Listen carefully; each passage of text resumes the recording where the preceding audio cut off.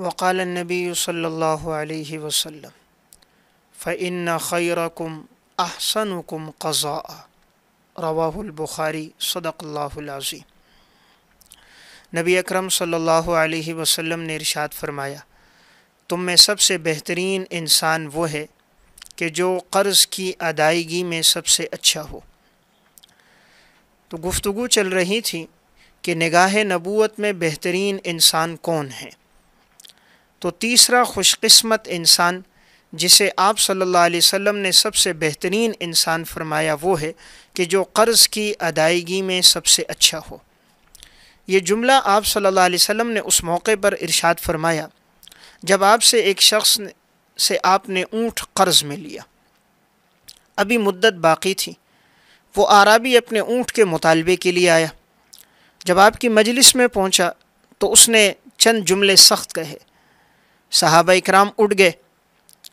آپ صلی اللہ علیہ وسلم نے فرمایا دعوہ فإن لصاحب الحق مقالا، چھوڑ دو اسے، اس لیے کہ جس کا حق ہوتا ہے اسے گفتگو کرنے کا اختیار ہوتا ہے۔ اس کا میرے اوپر حق ہے، اگر یہ کوئی بات کہہ دیتا ہے تو میں اسے برداشت کروں گا۔ آپ نے صحابہ سے فرمایا کہ جاؤ، جو اونٹ میں نے اس سے لیا تھا اس عمر کا اونٹ دیکھو اور اسے واپس کر دو۔ صحابہ اکرام گئے، اس عمر کا اونٹ تلاش کرنے لگے، لیکن اس عمر کا اونٹ انہیں نہ ملا۔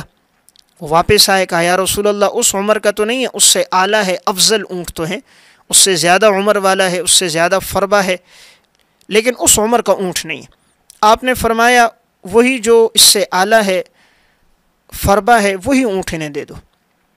اور اس موقع پر آپ نے یہ تاریخی جملہ ارشاد فرمایا کہ تم میں سب سے بہترین انسان وہ ہے کہ جو قرض کی ادائیگی میں اپنے معاملات کی درستگی میں سب سے اچھا ہو۔ تو اس لیے بہترین انسان وہ ہے کہ اگر وہ کسی سے قرض لے تو وقت پہ واپس کرے، ٹال مٹول نہ کرے۔ ام المومنین حضرت عائشہ رضی اللہ تعالیٰ عنہ فرماتی ہیں کہ آپ صلی اللہ علیہ وسلم ہر نماز کے بعد قرض سے پناہ مانگتے تھے۔ تو میں نے آپ سے پوچھا کہ آپ قرض سے اتنی پناہ کیوں مانگتے ہیں؟ آپ نے فرمایا ان الرجل اذا غرم حدث فکذب ووعد فاخلف، جب آدمی قرض لے لیتا ہے تو بات کرتا ہے تو جھوٹ بولتا ہے، وعدہ کرتا ہے تو وعدہ خلافی کرتا ہے، بات کرتا ہے کہتا ہے میں اس لیے ادا نہیں کر سکا، فلاں مصیبت آ گئی، فلاں پریشانی، فلاں تکلیف آ گئی، حالانکہ ایسے حالات نہیں ہوتے، لیکن وہ قصداً ادا نہیں کرنا چاہتا تو بات کرتے وقت جھوٹ بول رہا ہوتا، وعدہ کرتا ہے کل دوں گا، پرسوں دوں گا، ہفتے بعد دوں گا، وعدہ خلافی کرتا ہے۔ اس لیے آپ صلی اللہ علیہ وسلم نے فرمایا کہ جو آدمی جب قرض لے لیتا ہے تو وعدہ کرتا ہے تو وعدہ خلافی، بات کرتا ہے تو جھوٹ بولتا ہے، اس لیے آپ ہر نماز کے بعد قرض سے پناہ مانگتے۔ اللہم انی اعوذ بک من المأثم والمغرم، صحیح بخاری کی روایت ہے، آپ پناہ مانگتے تھے کہ اے اللہ میں تجھ سے پناہ مانگتا ہوں اس بات کا، میں تیری پناہ میں آ رہا ہوں کہ قرض سے، گناہوں سے۔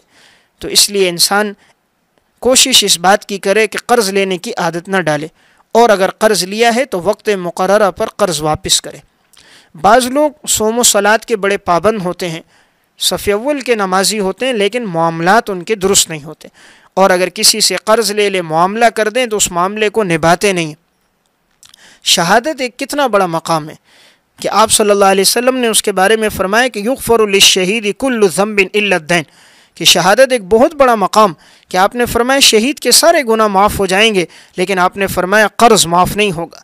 کہ شہادت ایک اتنا بلند و بالا مرتبہ ہے کہ قرآن کریم میں شہید کے بارے میں لا تقولوا لمن يقتل فی سبیل اللہ اموات بل احیاء ولکن لا تشعرون، کہ جو اللہ کے راستے میں مارا جائے تم اسے مردہ نہ کہو، وہ زندہ ہے، لیکن تمہیں ان کی حیات کا شعور نہیں۔ تو شہید کو اللہ نے زندہ کہا ہے، اتنا بڑا درجہ ہے شہادت کا کہ خود آپ صلی اللہ علیہ وسلم شہادت کی تمنا کر رہے ہیں، لیکن اس کے باوجود نبی اکرم صلی اللہ علیہ وسلم نے فرمایا شہید کا ہر گناہ معاف ہے لیکن اس کا قرض معاف نہیں ہے۔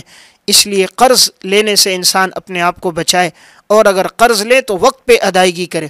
حضرت لقمان نے اپنے بیٹے سے فرمایا تھا بیٹا کسی سے قرض نہ لینا، اگر تم نے یہ عادت ڈال دی تو معاشرے میں عزت ختم ہو جائے گی اور تمہارا رات کا سکون چلا جائے گا، اس لیے کہ ہر وقت دروازے پہ رش ہوگی، راہ چلتا لوگ راستے میں کوئی مل جائے گا اور کہے گا فلاں نے میرا قرض نہیں دیا، علاقے میں بدنامی ہوگی، بے عزتی ہوگی، انسان ذلیل ہو جاتا ہے۔ اس لیے آپ نے تیسرا انسان بہترین اس کو قرار دیا ہے کہ جس کے معاملات درست ہوں، قرض کی ادائیگی میں اچھا ہو۔